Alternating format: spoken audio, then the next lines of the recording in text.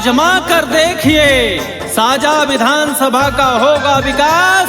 जिता कर देखिए हमारे ऐसे लोकप्रिय कर्मठ प्रत्याशी अशोक जैन भैया को माचिस की डिब्बी छाप में बटन दबाकर भारी बहुमत से विजयी बनाएं। चलो दीदी मन, चलो भैया मन, चलो काकी मन, चलो बड़ी मन, वोट डाले जाबो। जुर मिल के चलो अशोक भैया ला जिताबो, माचिस के डिब्बी छाप में बटन दबाबो।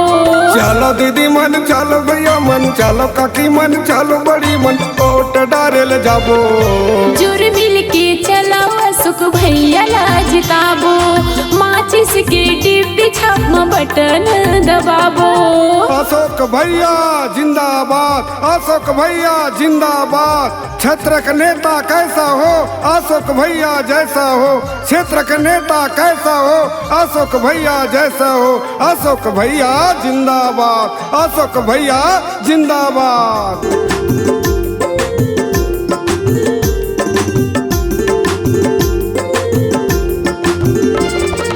नवा नवा योजना लाबो, हमन चलाबो। हमन चलाबो भैया, हमन चलाबो, हमन चलाबो भैया, हमन चलाबो। गाँव गाँव में नहर बंदो, सड़क ला बनाबो। सड़क ला बनाबो भैया, सड़क ला बनाबो, सड़क ला बनाबो भैया, सड़क ला बनाबो। अशोक भैया के सपनल भैया, अशोक भैया के सपनल भैया, हमन पूरा करबो। जुर मिल के चलो अशोक भैया ला जिताबो, माचिस के डिब्बी छाप में बटन दबाबो।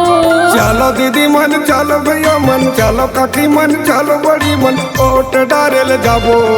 जुर मिल के चलो अशोक भैया ला जिताबो, माचिस के डिब्बी छाप में बटन दबाबो। माची छाप जिंदाबाद, माची छाप जिंदाबाद। जीते भाईगा जीतेगा, अशोक भैया जीतेगा। क्षेत्र का नेता कैसा हो, अशोक भैया जैसा हो।